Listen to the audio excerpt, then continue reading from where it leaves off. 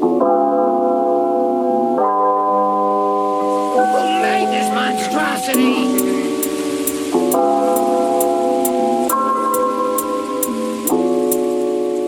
Pick the Percocet, set, icy on my neck, hit you with that check, teachers by the flex.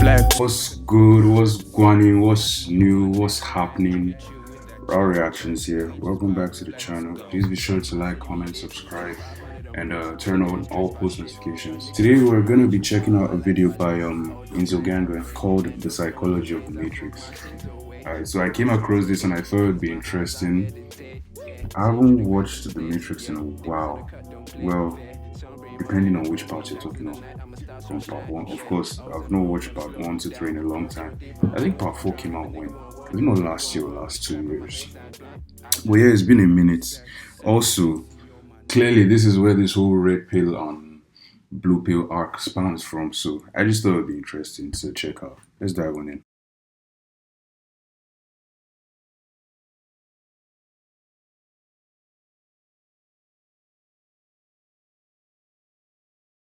The Matrix, a science fiction film created by the Wachowskis, is probably one of the most influential movies ever made. The story starts when a computer programmer, Thomas Anderson, operating as a hacker under the alias Neo, discovers the truth about the world he's living in, as he becomes aware of the existence of something known as the Matrix. After looking for a man named Morpheus, who can tell him more about the Matrix, he encounters another hacker named Trinity. After a failed attempt, which led to Agent Smith capturing and bugging him, Trinity takes Neo to Morpheus.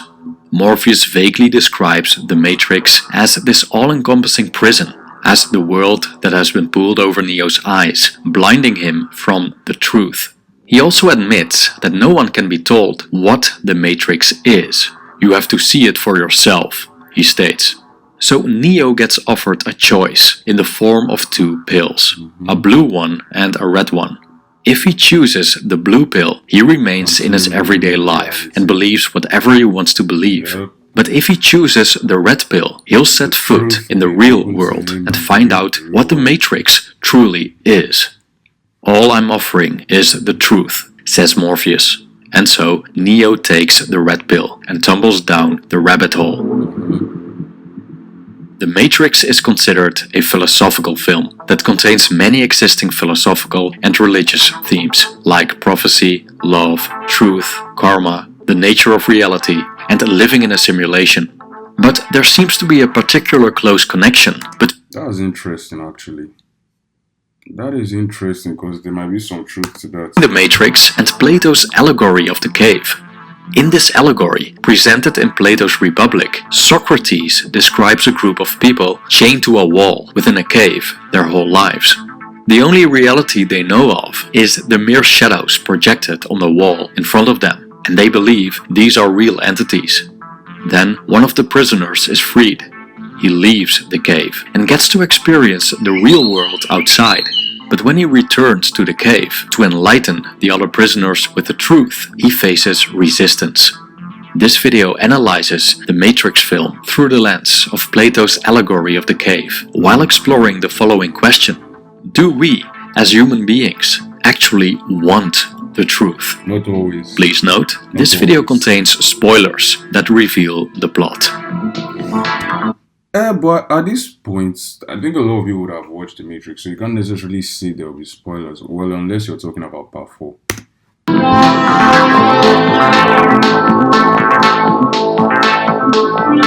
The prisoners of the cave are chained so that they cannot move their legs and necks. They can only sit and watch the wall in front of them, but cannot look around, cannot see each other nor the wall they're chained to. Behind the prisoners burns a fire. There are people in between the fire and the prisoners. These people hold sticks with several forms: birds, horses, dogs, which project onto the wall. So all they've ever seen are mere projections of objects that appear in the real world, a world that's alien to them. When one of the prisoners is freed and ascends from the cave into the real world, he experiences sunlight for the first time in his life. He is confused and needs time to adapt, as he has never seen the daylight before. But when his eyes have adjusted, he encounters all the forms he recognizes from his life in the cave. But they're different this time. Instead of mere silhouettes, he sees the actual entities, full of color and with profound detail. He then realizes what he thought was real was in fact an illusion. Similarly, Neo has been imprisoned without being able to see the prison. When he wakes up from the simulated reality, his naked body lies in a pod filled with liquid. He notices that his body is full of plugs and then sees millions. I wonder how the world in the Matrix got to this level where, I mean, it's something that just crossed my mind now, but I wonder how he got to this level. Because, of course, at the beginning, he doesn't realize it's in a simulation and everything. Then when he wakes up, like this very scene when he's very surprised. This very scene, I wonder how the world itself got to this level. Whether the machines were created by humans or they came from outer space, they are aliens or whatever. Other pods with humans connected to what seems a giant machine. And how they were able to imprison basically the whole world, because that's what it is. Or even not the whole world, a very significant portion. No, actually, it's the whole world. Because the resistance are like a speck of dust, I would say, compared to the machines. After a supervising drone notices that Neo has awakened, his body gets unplugged and discharged into a sewer. After Morpheus' ship, the Nebuchadnezzar, retrieves Neo, he needs some time to adjust to the real world, just like the escapee from Plato's cave. A fundamental difference in experience between Plato's character and Neo is the kind of reality they face. In Plato's allegory, the liberated man ascends from darkness into the light, from the lower level within the cave to a higher level outside. This ascension serves as a metaphor for gaining knowledge and becoming a philosopher, and thus obtaining a clear world vision. Plato's reality presents itself as generally more beautiful in comparison with the cave. Also, the freedom of movement in the outside world is a vast improvement. Overall, the real world seems way more pleasurable, and it would be pretty absurd to exchange it for a life in the cave. But the Matrix is different. Morpheus told Neo that if he chooses the red pill, he will show him how deep the rabbit hole goes, referring to the children's novel Alice in Wonderland. Tumbling down a rabbit hole resembles a descent rather than ascent into reality. This idea comes to fruition when Neo falls from a relatively pleasurable reality into a hellish wasteland devoid of sunlight run by machines. As opposed to Plato's reality, the reality in the Matrix isn't beautiful. It's terrible. Those plugged into the Matrix live in a vast, colorful, sunny world, although with a green haze, resembling the late 90s. They also have access to an endless variety of human pleasures. But in the real world, there's only one human city left, Zion, where people live under subhuman conditions, stuck in the outskirts, continually. It's like I said earlier, the machines are the resistance / humans who are not under control are a speck of dust left compared to the machines. I didn't even know Zion was the only city left, but then again, it makes sense that it was. Of being obliterated by machines. So one could argue that, in the case of the Matrix, living imprisoned in the cave is more pleasurable than living freely in the outside world.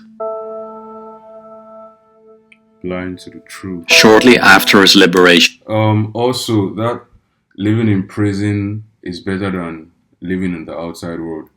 That sounds a lot like the Infinite Tsukuyomi. Neo initially refuses to accept the truth. No, I don't believe it. It's impossible, he says, after Morpheus showed him what the Matrix is.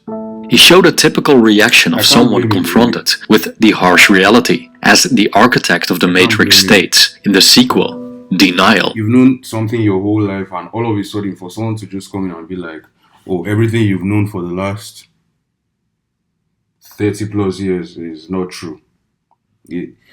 Of course you reject it, because it's like this reality has been so much a part of you, and for someone to just come and be like, nah, this is not true. You just look at the person like, it's either you look at the person like, are you crazy? and or you'll be like, it's not just possible. It's not even possible. Let's go on. Is the most predictable of all human responses. We can see that denial is the most predictable of all human responses. We can see this when, for example, we discover that one of our parents isn't our biological parent, or the person we consider our greatest enemy turns out to be our parent. In such cases, the truth carries such a magnitude that accepting it shakes one's identity to its very foundations.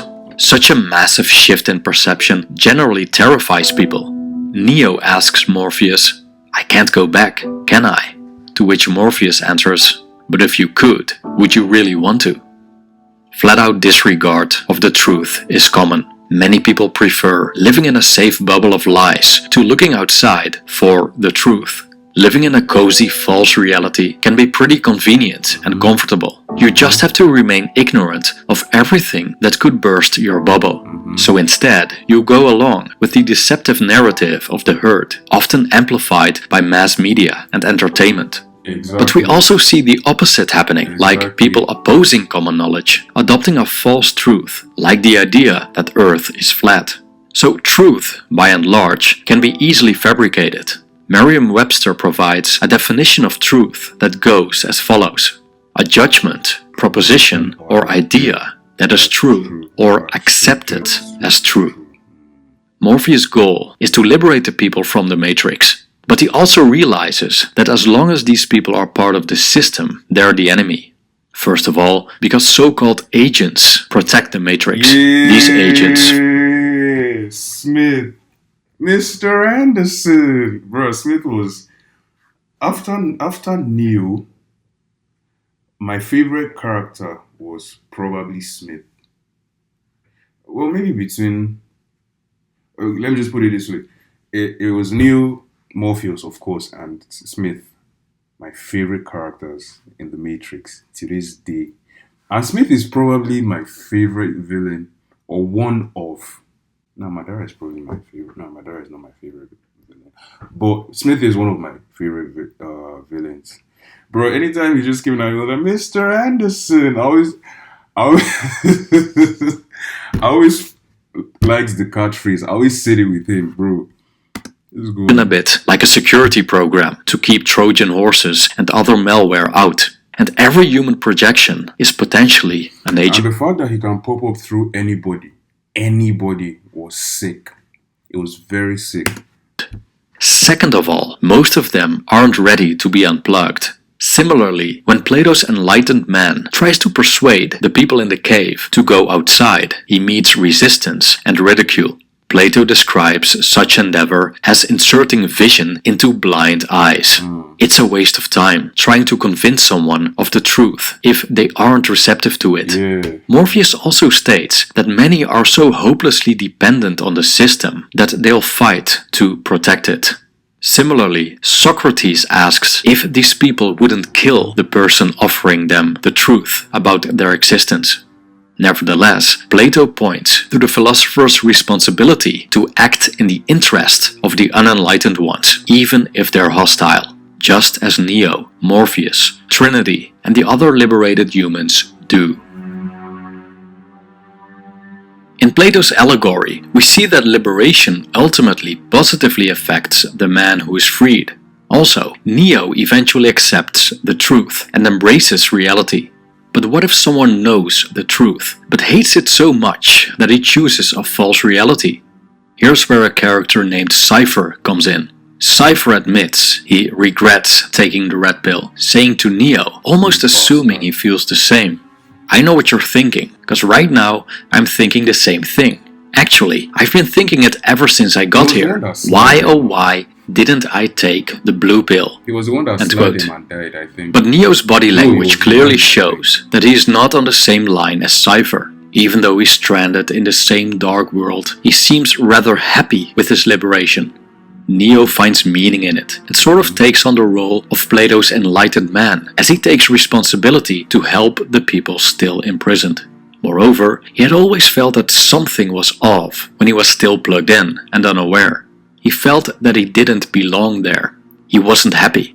Through his liberation, he found what he was looking for, which probably compensates sufficiently for having to face the bleakness of reality, especially because people regard him as the one, which makes his existence even more meaningful.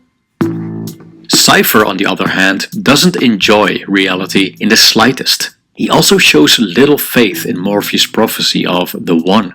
Eventually, he plugs himself into the Matrix to attend a secret meeting with Agent Smith. So I can understand why, of course, he made a choice to take the red pill and he regrets it and he wants to go back to the blue pill and to the life he used to live. I can understand that. Based on he realized he wasn't built for that, I can understand that. I still think he's a bastard for sliding, but I can understand that.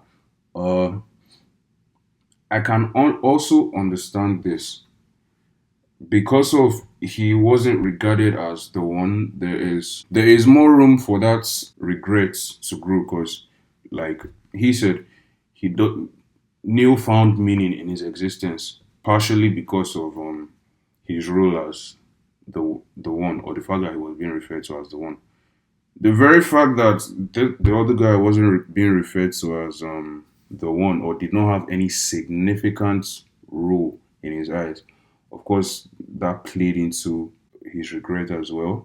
I also think he was jealous of the fact that he wasn't the one, if I remember correctly. But yeah, I think that makes much sense actually. Let's go on. Although his argument probably falls on deaf ears, he tells Smith, "You know, I know this steak doesn't exist. I know that when I put it in my mouth, the Matrix is telling my brain that it is juicy and delicious. After 9 years, you know what I realize? Ignorance is bliss." Yes. End quote. Cypher is well aware that he cannot unsee what he has seen, which results from encountering truth. For him, being ignorant was great until Morpheus came along and threw a wet blanket on the party. When the veil of ignorance has been lifted, there's no going back. The truth lies naked in front of us. We cannot unsee that the person we thought was our father isn't our biological father. We cannot unsee the betrayal of a partner we previously believed to be a trustworthy person. A relationship between people changes when its fundamental story turns out to be a lie and reality is not as beautiful as it seems. The relationship was more enjoyable before the truth came out. Sure, it was based on an illusion, but in exchange for not knowing, we felt connection, love, intimacy, pleasure, and, ironically, trust. Truth destroyed all that. Cypher realizes. So, on that part of truth, there's this thing I believe. You know this saying, the truth will set you free. I personally think there's a caveat behind that, or rather an extension. What is that extension? The truth will set you free, but it will burden the next person. Usually when we end up in situations like, let's say you betrayed someone, right? You betrayed a friend, you betrayed a lover, you betrayed family or whoever. And they don't know about it. When it's eating you up inside and you feel the need to be like, let me tell this person. You really want to, you feel bad and you want to tell the person because you think they deserve to know. That is true. But at the same time, you are doing that because of you want to unburden yourself. So you feel that because of, if you say that, the very fact that even if the person will be angry, you're going to unburden yourself and you feel lighter in a sense. But as you are unburdening yourself, you are burdening the next person. And in more cases than none, they would prefer you never told them. Because the reality is, they have, like you said, they have the very foundation of that is shaken, and they will never see you the same. Even if they end up forgiving you, there has been a fundamental shift. That person has to wake up every day and live with that. That's why personally, the truth is good, but pick your truths. Pick your truths. Sometimes a lie is better. Clearly, I'm not saying you should lie all the time. But there are just sometimes, if you think about it, a lie is better, because a lie is better in the sense that is it really worth saying? Is it really worth saying this truth? Am I really ready for the repercussions? If you are not, I don't believe you should go ahead and do it. Another thing I believe is this, still on this saying of the truth you set you free, but burden the next person.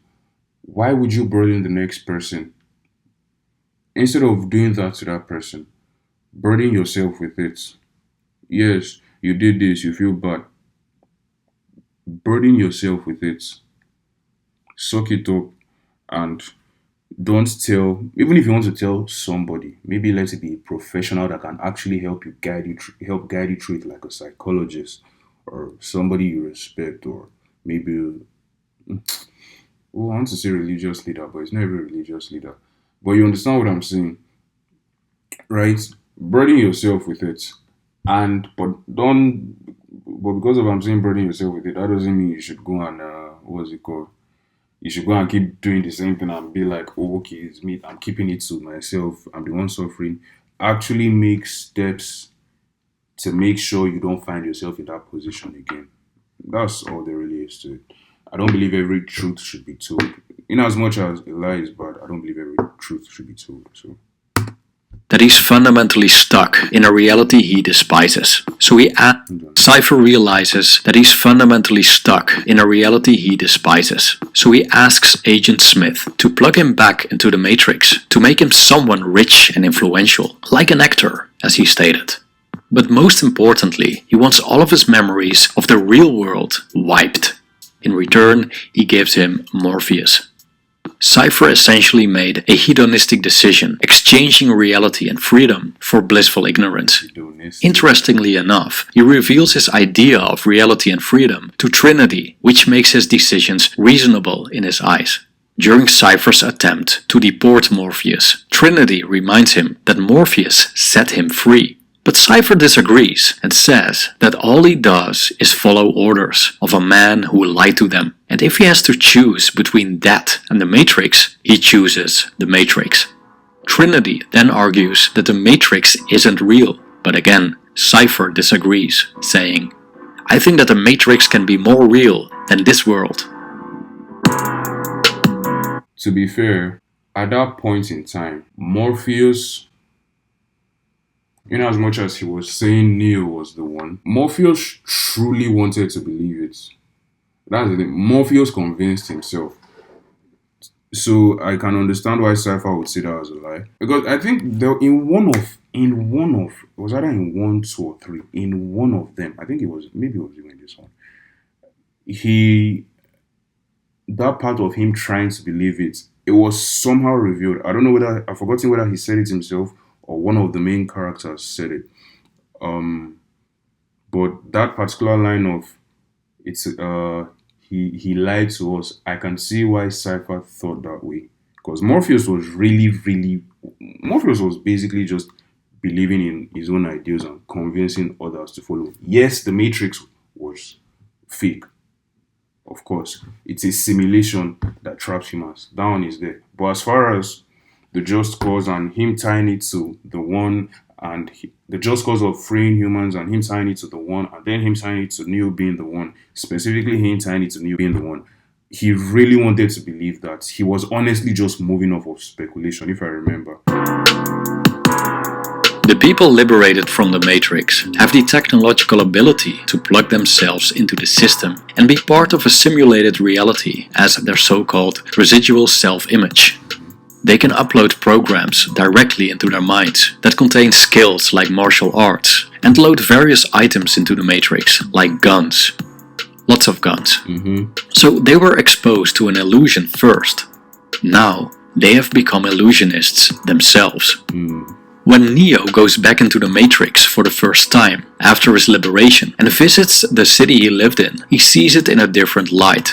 He realizes that none of his memories ever really happened. He recognizes places where he used to eat, work, live, but lucidly with the knowledge that they're just simulacra. The same must have happened to Plato's enlightened man, going back into the cave for the first time after his ascension, regarding the shadows on the wall. It probably leaves one disillusioned, perhaps disappointed with the lack of mystique these appearances once had. Finding out how a magic trick works makes it a lot less appealing. Truth, therefore, often goes at the expense of enjoyment. An example of this is a legendary character in Western Christian culture called Santa Claus, which originates from the early Christian bishop Saint Nicholas. Are you serious? For most children, Santa Claus is a truly magical experience. The idea of an old bearded man traveling from the North Pole in a sleigh pulled by flying reindeer. According to the legend, Santa's elves make toys and other presents in a secret workshop, and Santa brings them to the children on Christmas Eve. With all the stories, songs, fairy tales, and films about Santa Claus, his annual appearance is almost a religious experience to the infant mind. But when children are around the age of 6, their parents begin to tell the truth about Santa Claus. Many kids react emotionally and in disbelief. A once so much enjoyed illusion is crushed and loses its magical appeal. Hence, it's not uncommon to experience nostalgia. Bruh, well, in my own case, I think I just found out eventually. But I just realized something. I was the time when I was younger, I think I was like maybe 7, 8 or so. So, I think my mom wanted, let me say my parents. I don't remember who specifically. But my parents wanted to do something for me and my brother at the time. So they had a Santa Claus that actually came. And of course, it was interesting and everything. So he came in this, if I remember, he came in this red Jeep. Or he told me he came in this red Jeep. But we had a good time and everything. So later, when he left, I can swear to you after he left, like maybe 5 minutes later, because of the whole Santa Claus riding with 8 reindeers and a sleigh, and he can ride across the sky. I went outside in the hot sun to look up to see whether the Jeep was flying. So it's just crazy to think I once really believed that. But I don't even know how I started finding out that it wasn't really real. Maybe when I think it was maybe when I started watching movies about Santa Claus. For the good old time when we were ignorant of the truth and when a surrogate truth was more appealing. Cypher experiences such nostalgia as well. However, interestingly enough, people can still find joy in what they know is fake. An example of this we see in The Matrix is the behavior of a character named the Oracle. Wait, hold on, let me hear that. Cypher experiences such nostalgia as well. However, interestingly enough, people can still find joy in what they know is fake. An example of this we see in The Matrix is the behavior of a character named the Oracle. The Oracle appears as an elderly woman, but is a program that initially served as one of the founding forces of the third current version of The Matrix. But when she finished her purpose, she went into exile and started supporting the resistance. Even though, as a computer program, she's very well aware of the world's illusory nature, she seems to enjoy it. She clearly shows delight in the smell of cookies, smokes cigarettes, loves candy, and the sunset. We see the same happening with the Merovingian, a character from the sequel The Matrix Reloaded, who is passionate about the French language and loves beautiful women and serving them dessert with a happy ending. He also seems to enjoy the taste of olives, like a true Frenchman. Of course, as these characters are both software, these enjoyments could be part of their programming. Nevertheless, they show the human capacity to treat an illusion as if it's real. There's a philosophical term for this phenomenon, namely suspension of disbelief. Suspension of disbelief is the intentional avoidance of skepticism, critical thinking, and logic when facing something unreal, like a work of fiction. For ages, humans have eagerly consumed illusions as entertainment, from cinemas and theater performances to the puppet shows of the past. Likewise, Plato's character can still choose to act as if the silhouettes in the cave are real entities, temporarily suspending his disbelief in exchange for enjoyment and having a good time with his old, unenlightened friends. When it comes to The Matrix, the possibilities regarding the enjoyment of fakery are endless. Unlike the illusionists in Plato's cave, the Matrix produces an illusion that we can consider better than reality. We can see this with today's technology as well. How people can immerse themselves in a video game is almost like they are living a second life, an existence mostly more pleasant and rewarding. But the objects that appear on the screen aren't real, but mere projections. To enjoy them as if they were real, one needs to suspend that truth temporarily. Likewise, characters like Neo and Trinity could delight in the Matrix, perhaps by enjoying a romantic dinner and an evening walk along the river Seine in Paris. Anyhow, humans seem to be able to temporarily accept and appreciate the lie when it suits them. The lie when it suits them, true. Do we actually want the truth? If asked, most people will probably answer yes to this question. But when exploring Plato's allegory and the Matrix, we discover that the human relationship with truth is not that simple. In some cases, we welcome the truth. In other cases, we hide from it, temporarily suspend it, reject it, and even wish to forget the truth if we had that option. One of the most striking examples is the character Cypher. Both Plato's work and the Matrix show people's disdain for a truth that threatens their reality.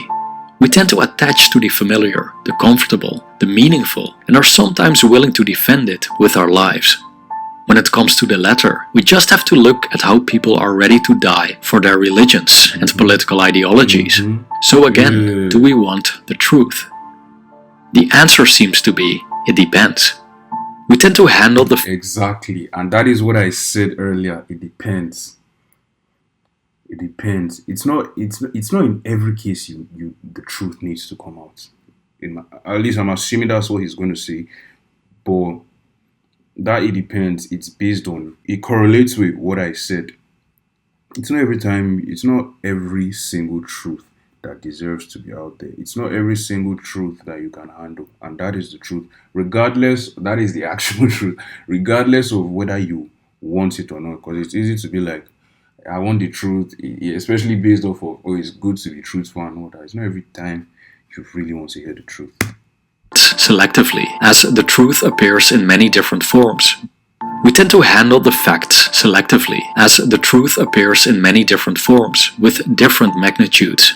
Truth can uplift us. It can leave us indifferent, but can also make us depressed and miserable.